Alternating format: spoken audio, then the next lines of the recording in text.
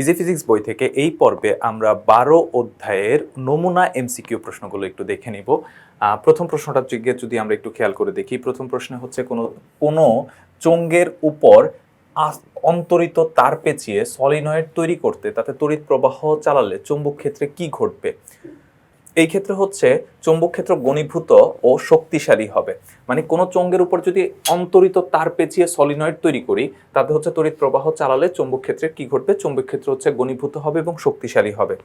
কোনটির কার্যপ্রণালীতে তড়িৎ চৌম্বক আবেশ ব্যবহার করা হয়? এটা ট্রান্সফরমারের ক্ষেত্রে, এটা আমরা সবাই মোটামুটি জানি। কোন প্রক্রিয়া বা কার্যধারায় তড়িৎ চালক শক্তি উৎপন্ন হয়? খেয়াল করো, কোনো তারকুণ্ডলীর ভেতরে কোনো চুম্বক স্থির অবস্থায় রাখলে কোনো সময় হচ্ছে যে আমার তড়িৎচালক শক্তি উৎপন্ন হয় না। চুম্বককে যদি আমি আনা নেওয়া করি তাহলেই তড়িৎ শক্তি উৎপন্ন হয়। কোনো চুম্বক ক্ষেত্রে কোনো তারকুণ্ডলী ঘুরালে তখন হয়, কোনো স্থির তারকুণ্ডলীর চারদিকে কোনো চুম্বক ঘুরালে, মানে মুভ করতে হবে, মুভ করলেই হচ্ছে যে তড়িৎ চালক শক্তি উৎপন্ন হবে। তাহলে অ্যান্সার হবে 2 আর 3, অর্থাৎ হচ্ছে ঘ।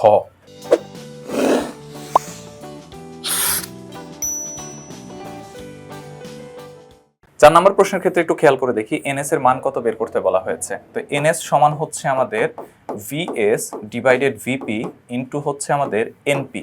তো আমরা যদি মান বসাই, ভিএস হচ্ছে কত, সেকেন্ডারি হচ্ছে 800, ভিপি হচ্ছে 200 আর এনপি হচ্ছে 100। তাহলে আমি যদি এখানে কাটি তাহলে হচ্ছে কত আসবে, 4 ইন্টু 100 মানে হচ্ছে 400, অর্থাৎ গ হচ্ছে অ্যান্সার। 5-এ জিজ্ঞেস করলো হচ্ছে উদ্দীপক অনুসারে নিচের কোনগুলো সঠিক। প্রাইমারি কয়েলের তড়িৎ প্রবাহ সেকেন্ডারি কয়েলের তড়িৎ প্রবাহের চেয়ে কম। খেয়াল করে দেখি, এখানে হচ্ছে সেকেন্ডারিতে ভোল্টেজ বেশি আর প্রাইমারিতে হচ্ছে ভোল্টেজ কম। তার মানে এখানে স্টেপ আপ, ভোল্টেজ বেড়েছে, ভোল্টেজ বাড়া মানে হচ্ছে তড়িৎ প্রবাহ কমে যাবে। তার মানে এখানে তড়িৎ প্রবাহ বেশি হবে, অর্থাৎ প্রাইমারিতে তড়িৎ প্রবাহ বেশি। তাহলে আমাদের প্রাইমারি কয়েলের তড়িৎ প্রবাহ সেকেন্ডারি কয়েলের তড়িৎ প্রবাহের চেয়ে কম এমনটা হবে না, তড়িৎ প্রবাহের চেয়ে বেশি হবে। তাহলে এইটা ঠিক হবে না। তারপরে সেকেন্ডারি কয়েলের ভোল্টেজ প্রাইমারি কয়েলের ভোল্টেজের 4 গুণ। খেয়াল করো, এখানে 200 এখানে 800, তাহলে কত গুণ, 4 গুণ, এটা ঠিক।